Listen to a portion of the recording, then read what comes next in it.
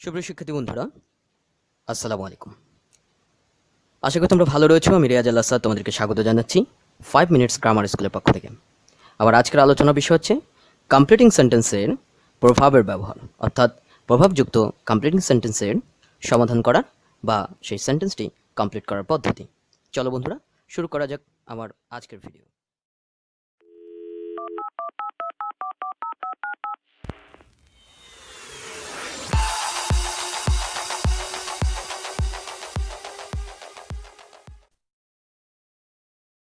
দেখো বন্ধুরা, প্রভাব বাক্যগুলি সাধারণত কীরকম আসে? Where there is a will অথবা এ স্টিচ ইন টাইম, এই দুটো হচ্ছে প্রবাদের দুটো অংশ, প্রবাদের দুটো অংশ। এটা আমরা নিশ্চয়ই সবাই জানি। খেয়াল করো, where there is a will, এটার সাথে যদি আমি বলি দেয়ার ইজ এ ওয়ে, অর্থাৎ ইচ্ছা থাকলে উপায় হয়। এটি যে একটি প্রবাদের অংশ। পাশাপাশি এ স্টিচ ইন টাইম, এটি যদি বলি সেভস 9, অর্থাৎ সময়ের 1 ফোন অসময়ের 10 ফোন। এবং তোমরা খুব ভালো করেই জানো যে এ দুটো হচ্ছে প্রভাব, অর্থাৎ প্রবাদ বাক্য। তার মানে আমরা দেখলাম কি, যে কমপ্লিটিং সেন্টেন্সের ক্ষেত্রে প্রভাবের কিছু অংশ দেওয়া থাকতে পারে, বাকি অংশ পরিপূর্ণ করতে হবে বাকি অংশ দিয়ে। তার মানে আমাদের প্রভাব পড়তে হবে, বেশি বেশি প্রভাব বাক্যগুলি পড়তে হবে, অর্থাৎ প্রবাদ বাক্য পড়তে হবে। খেয়াল করো, এর বাইরে প্রভাবের উপরে কি ধরনের প্রশ্ন আসতে পারে? ধরো, দেয়ার ইজ এ প্রভাব দ্যাট, একটি প্রভাব রয়েছে যে। এক্ষেত্রে আমরা কিন্তু কোনো প্রভাবের অংশ পূরণ করব না, পুরো প্রবাদ দিয়েই আমাদের এই অংশটুকু পূরণ করতে হবে, কমপ্লিট করতে হবে। তার মানে যখন এই ধরনের প্রশ্ন থাকবে তখন আমরা একটি প্রবাদ ব্যবহার করব। হতে পারে ইউনিটি ইজ স্ট্রেংথ, অথবা এই পুরো প্রবাদটি হতে পারে where there is a will there is a way, a stitch in time saves 9, অথবা too much courtesy too much craft হতে পারে। অর্থাৎ যেখানে বলাই আছে যে দেয়ার ইজ এ প্রভাব দ্যাট, একটি প্রবাদ রয়েছে যে, তখন আমরা আস্ত একটি প্রবাদ বাক্য দিয়েই আমাকে সেন্টেন্সটি কমপ্লিট করতে হবে। কিন্তু ধরো প্রশ্নটি আসলে এভাবে, we should keep in mind that, আমাদের মনে রাখা উচিত যে। এক্ষেত্রে কিন্তু শর্ত দেয়নি যে এটি প্রবাদ, তবে এক্ষেত্রে আমরা প্রবাদও ব্যবহার করতে পারি। তার মানে এই ধরনের প্রশ্ন যদি আসে সেক্ষেত্রে আমরা একটা আস্ত প্রবাদ দিয়ে আমাদের বাক্যটি কমপ্লিট করতে পারি, অর্থাৎ কমপ্লিটিং সেন্টেন্স হতে পারে ঠিক আগের মতোই অর্থের উপর ভিত্তি করে। খেয়াল রাখবে, আশপাশের অন্যান্য সেন্টেন্সগুলি যদি যে অর্থপূর্ণ যে প্রবাদটি চায় সেই ধরনের প্রবাদ তোমরা ব্যবহার করার চেষ্টা করবে।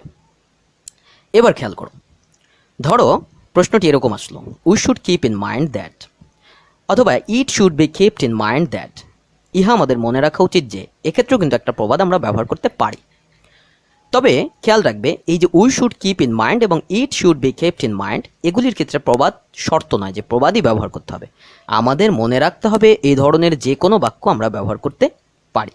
কীভাবে? খেয়াল করো, যদি আমরা বলি hour body is not a machine, আমাদের বডি কোনো মেশিন নয়, এটি যদি আমরা ব্যবহার করি তাহলেও কিন্তু আমাদের হয়ে যাবে।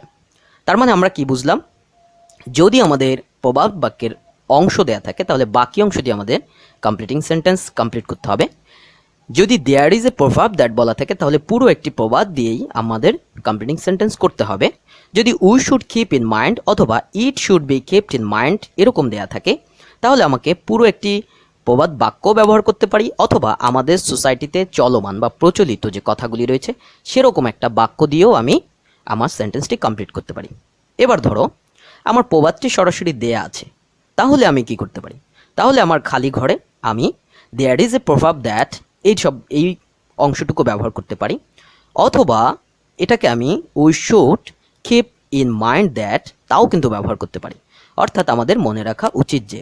কিন্তু যদি our body is not a machine এ ধরনের সমাজে প্রচলিত কোনো কথা, তবে সেটি প্রবাদ হিসেবে প্রচলিত নয়, এরকম কোনো অংশ যদি দেয়া থাকে তাহলে আমরা সেক্ষেত্রে কিন্তু we should keep in mind that এটি ব্যবহার করব। সেক্ষেত্রে কিন্তু দেয়ার ইজ প্রভাব এটি ব্যবহার করা যাবে না, কারণ এটি কোনো প্রভাব নয়। নিশ্চয়ই তোমরা বুঝতে পেরেছ। এতটুকু জানলেই তোমাদের প্রভাব যুক্ত যে কমপ্লিটিং সেন্টেন্সগুলি আসে সেগুলি তোমরা কমপ্লিট করতে পারবে আশা করি। এর বাইরে বন্ধুরা দেখো, এক্ষেত্রে আরও একটি নিয়ম ব্যবহৃত হয়েছে, সেটি হচ্ছে দ্যাট যুক্ত কমপ্লিটিং সেন্টেন্সের ক্ষেত্রে বিভিন্নভাবে দ্যাট আসে একটি সেন্টেন্সের মধ্যে, সেগুলির আলাদা আলাদা নিয়ম রয়েছে। তার উপর আমার ভিডিও রয়েছে, তোমরা সেটিও দেখে নিবে। পাশাপাশি দ্যাট হচ্ছে রিলেটিভ প্রোনাউন, রিলেটিভ প্রোনাউন, অন্যান্য রিলেটিভ প্রোনাউন এবং দ্যাট তারও আলাদা আলাদা নিয়ম রয়েছে কমপ্লিটিং সেন্টেন্স করার ক্ষেত্রে, তোমরা সেটিও দেখে নেবে আশা করি। এবং রিলেটিভ প্রোনাউন কি তার উপরও একটি ভিডিও আমার রয়েছে, তো সবগুলো দেখার জন্য অনুরোধ রইল। আশা করি তোমরা উপকৃত হবে। তো বন্ধুরা, আজকে এই পর্যন্তই। আমি রিয়াজ আসাদ তোমাদের থেকে বিদায় নিচ্ছি। যদি ভিডিওটি ভালো লেগে থাকে, তোমাদের সবাইকে ধন্যবাদ। যদি ভিডিওটি ভালো লেগে থাকে লাইক করো, কমেন্ট করো, শেয়ার করো, আর আমার সাথে থাকতে আমাকে সাবস্ক্রাইব করো। ধন্যবাদ।